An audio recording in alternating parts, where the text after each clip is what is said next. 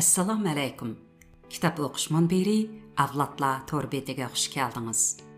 Diqqatingizda Bulangchi hikoya.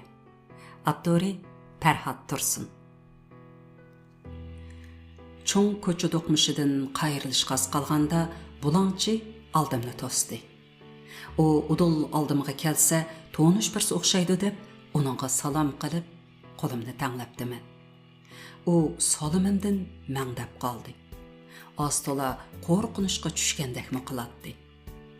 Uning chiroyidagi g'alati ifoda meni cho'chitibdi.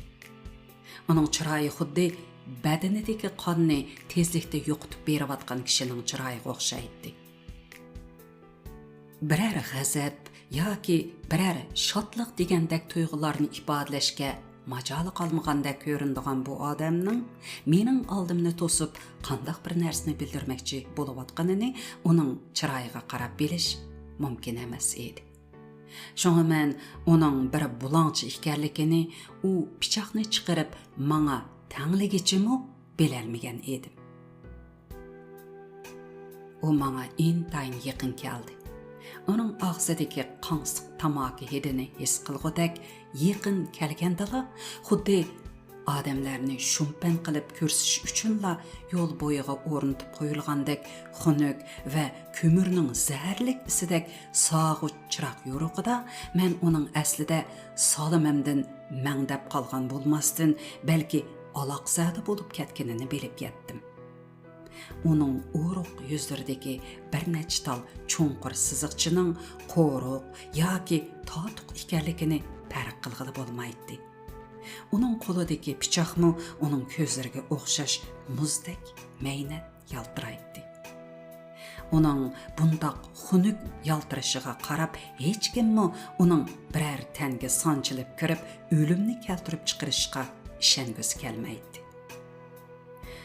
U odamning ichini og'ritqudek bir abgo pichoqdek qiladi. Uning ashundoq bir pichoq bilan bulangchilik qilmoqchi bo'lishi odamning kulkisini qistaydi. Bulangchining bo'yi mendan egiz edi, lekin uning bechorlarcha qiyofati uni bakmi ojiz va abgo qilib ko'rsatdi.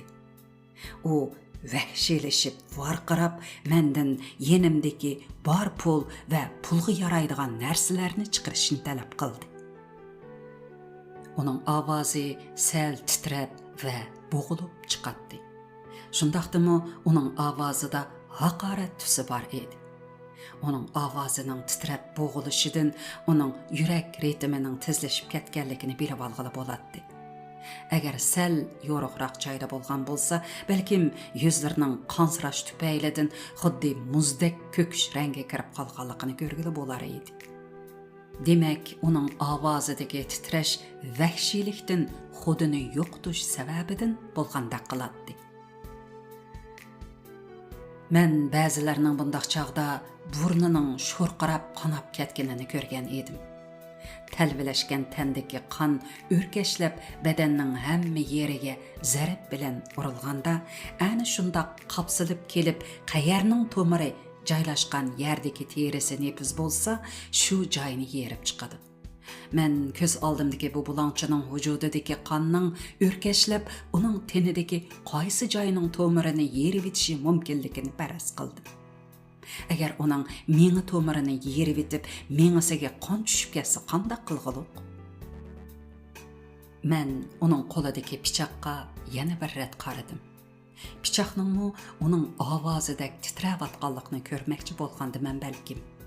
Lekin pichoq uning qo'lida nihoyat mustahkam edi. Faqat uning ovozila titrangi edi. Balkim u shu tapda bor kuchi bilan ana shundoq odam o'ldirsa, ko'zni mitma qilib qo'ymaydigan talva qotil qiyofatiga kirabilish uchun qo'lidagi titrakni besib olgandi. Albatta, qo'lning titrashini kontrol qilish ovozni kontrol qilishdan oson. Agar pichoqmi sal-pal titrab turgan bo'lsa, uning vahshiyligining borgan sari ortib berayotganligini his qilmagan bo'lsam, u menga borgan sari bechora ko'rinib, ichimni og'ritmas bo'lg'aydi. Uning vahşiyligini his qilgan siri men uning bundaq bichorlarcha holatini ko'rib turishqa chiday olmay qoldim. O mening o'ziga ich og'ritayotganligimni bilib qolgan bo'lsa kerak, texmo chichangshib meni tillab ketdi. Ondan pichoqni biqinimga niqtab qo'ydi.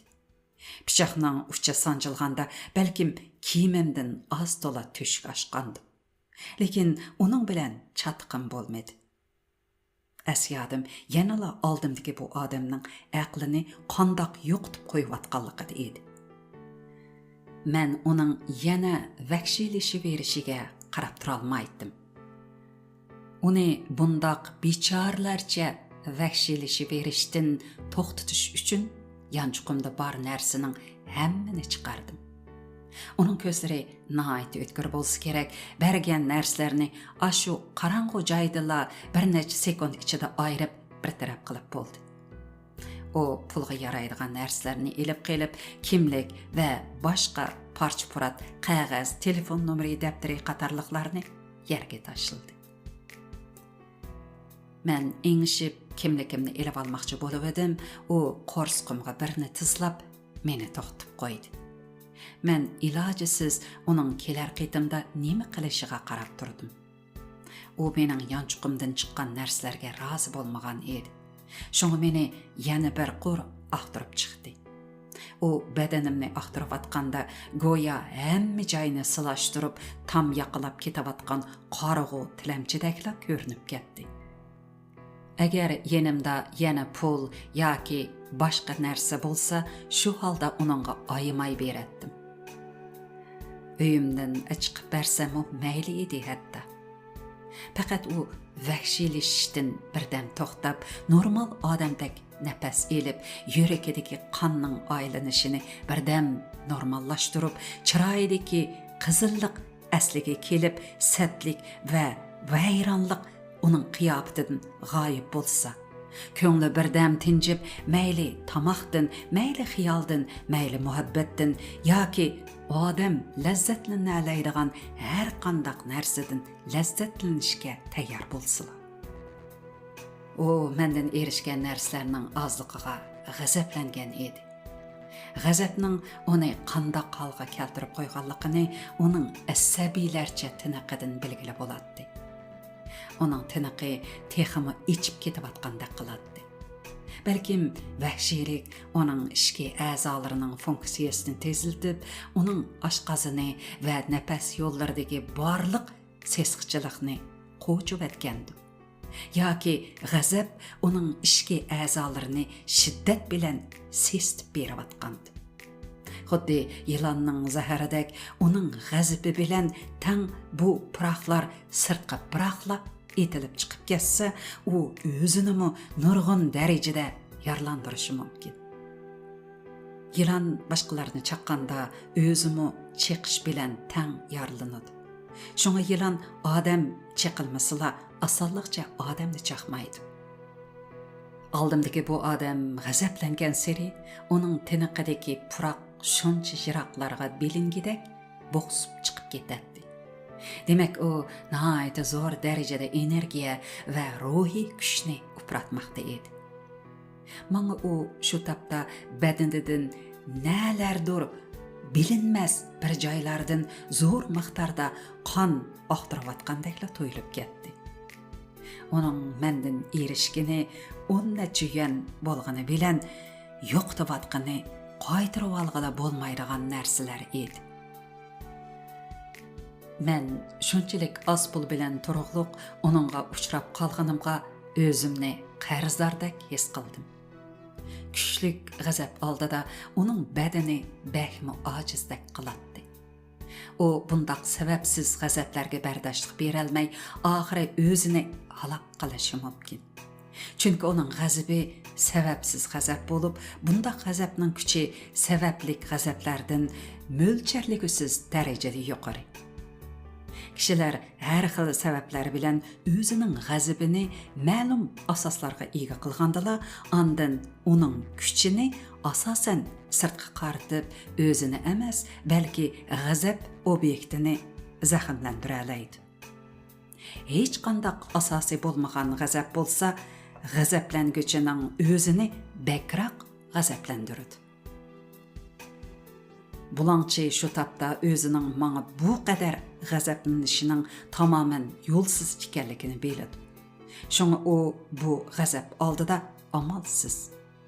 G'azab uning tenini o'tdak o'rtib, uning ichini vayron qilmoqda.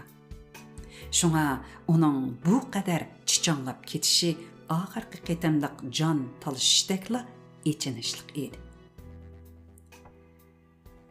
Onunğa iç ağırtıvatqanim, onun oğusini teximi qayıntib etib qalmıсын deb, onundan qorquvatqan qiyafətə kirib almaqçı bolsammu, lekin onunğa bolğan iç ağırtışımni yoşura almadım.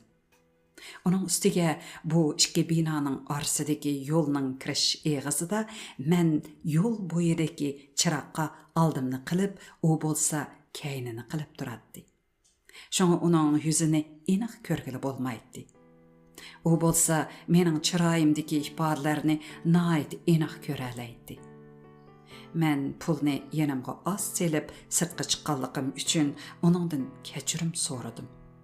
Buning bilan o teximi o'zini besib ololmay qoldi. Onuncha bo'lganda men shu tapda uni tillagan bo'lsam, uning bilan qattiq ilishgan bo'lsam, andan o bunchavala nachar ahvolga tushib qolmaydi. O meningmi uning g'azabiga g'azab bilan inkas qaytarishimni arzu qiladi. Chunki o shundala o'zining bir muncha ruhiy energiya sarf qilib ifodalab chiqargan g'azabini ma'lum asosga ega qila oladi. Mening uning vahshiyligiga qaytargan inkasim zodila uning aqliga sig'may uni tugashtirmoqda edi. O birdam o'zini kontrol qila olmay, meni intayin set gaplar bilan tillab, pichqini asabiylarcha harakatlar bilan goh yuzlarimga, goh badanimning boshqa joylariga bir haza to'xtamay shiltib chiqdi. Meni hamon bir kuni o'ldirib etadiganligi haqida qasam ichdi. Lekin shu tapdagi ahvolda u meni o'ldirib atsimi dardi chiqadigandak emas edi. Onun bu harakatlariga qarab zodala chiliqchiligim qolmadi. U mening oldimda xuddi mushukning oldidagi chashqandek, butunlay umidsizlangan va xudini yo'qotgan holda turadi.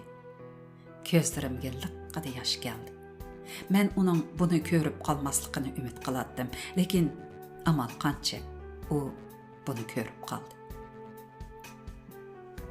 Ichi qorong'uliq va zahar bilan to'lgan bundaq odamlarning til haqorati hujumi qo'rshavida qolgan vaqtimda men doim Xudoga nola qilib, insonlarni nima uchun taqdirining shuncha nachar ahvolga tushirib qo'ydiganligini so'rayman. Ularga ich og'irtimi? Men bilaman, bu odamlar g'azabdan lazzatlanadi. Ularning lazzatlanish usuli dushmanlikdir. İnsani mehr muhabbet ularning o'g'isini qayintidi. Shunga mehr muhabbet ularga berilgan eng cho'ng jazo. Men ular mangu his qilib yetalmaydigan insani mehr muhabbet bilan to'lgan qalbim bilan hamon ulardan g'olib. Ularning holiga voy. Ular dunyodagi eng bichora maxluqlar. Ularning hujumlari oldida tavrab qolmayman. Ular mangu qorong'uliq va jaholat ichida jon talashquchilardir. Bulangchi oxiri g'azabiga poylamay qoldi. G'azab uning ojiz tenini har taraflarga irg'itib tashlaydi. Uning tenidan kelayotgan puroq texami kuchayib, go'yo ko'ni qabrini ochganda jasaddan keladigan puroqqa o'xshab kelyotdi. Men uni mushu holdida menga pichoq tiqib etishdan yonmaydi deb o'ylagan edim. Lekin u pichoqni tashlab etib, cho'ng yo'lga o'zini otdi va yo'lni kesib o'tib, qarshi tarafdagi bir qorong'u ko'chaga kirib g'oyib bo'ldi. Men uning qechib ketib etib, daldangshiganini ko'rdim. Uning tenini g'azab xelala xo'rtib etgan edi. Tamam. Yuqorida anlag'iningіз Yazğıcı Fərhad Tursunning Bulangchi namlı hikoyasi. Mikrofon oldida Nuriya Rahman. 2026 yılı iyun janvada tayyorlandi. Xayr xoş, aman bolayli.